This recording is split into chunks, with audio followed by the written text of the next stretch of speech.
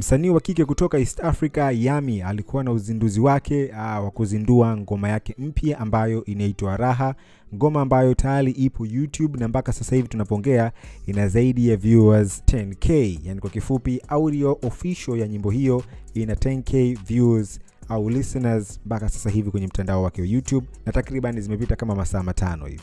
Uzinduzi huu ambao ulikuwa umehudhuriwa na baadhi ya mastaa kutoka TZ kama vile Haji Manara alikuwepo, lakini pia waandishi wa habari wengi walikuwepo pale kuhusiana na kitu ambacho Nandy alikuwa anaenda kukipresent. Ngoma yake ya Raha ni nzuri ambayo imeanza kutoka baada ya kutoka kwenye label ambayo alikuwa anasimamiwa na The African Princess ambayo ni Nandy, na aliongea na waandishi wa habari vitu vingi tu kuhusiana na career yake after kutoka kwenye label hiyo. Lakini pia watu hawakuwa mbali kumuuliza kuhusiana na kiasi cha pesa ambacho alimlipa Nandy ili aweze kuvunja mkataba wake na label hiyo.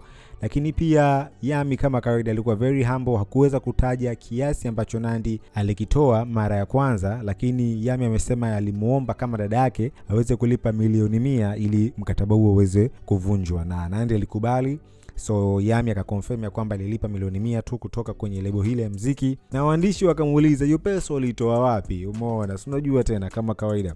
Na Yami alisema kwamba kuna mtu tu ambaye ni destiny helper wake amemsaidia ili aweze kulipa hicho kiasi na mkataba wake uweze kuvunjika na aanze kujisimamia yeye mwenyewe kama msanii huru. Kwa hiyo shout out kwa destiny helper wa Yami kwa kumsaidia, lakini ni kitu kizuri kwa sababu ana kipaji na ana uwezo, na kama msanii tayari ameshafanya kazi nyingi, kwa sababu Yami ana collab na Mbosso ambayo ina viewers wengi tu, lakini pia kwenye mtandao wake YouTube ukiangalia na views zaidi ya milioni 16 kwenye nyimbo moja. Sasa kama ameweza kupata views milioni 16 kwenye nyimbo moja, that means ana uwezo wa kupata zaidi, lakini ni usimamizi tu. So kwake yeye kama ameona kujisimamia peke yake ni kitu ambacho kinaweza kumfikisha mbali, basi ishara kwake yeye pia, kwa sababu tumeona wasanii kadha wa kadha tangu mwaka umeanza wamekuwa wakiondoka kwenye lebo zao na kuamua kujisimamia wao wenyewe. So unaweza ukasikiliza track ya Yami ya Raha kupitia PJ Classic FM, so don't worry about it. Lakini pia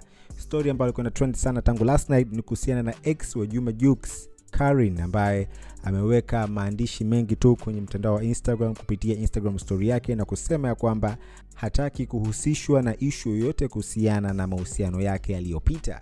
Hapo anazungumzia mahusiano yake ya Jux, na anasema pia issue ya kwamba yeye alicheat ni uongo, na ukweli ni kwamba yeye ndo alichitiwa. So kwa statement hiyo inamaanisha kwamba Jux ndo alikuwa amecheat, lakini mpaka sasa hivi Jux amekaa kimya, na sidhani kama kuna haja ya issue yoyote Jux kuconfirm kwa sababu tayari ameshaingia kwenye ndoa. So all you have to do is just let it go, na kama ambavyo Karen mwenyewe amesema msimhusishe kwenye issue yoyote ambayo inamhusu ex wake ama mahusiano yaliyopita. So anataka amani. This is PJ Classic FM, na usisahau kusubscribe kupitia YouTube channel yetu ambayo ni PJ Classic Media.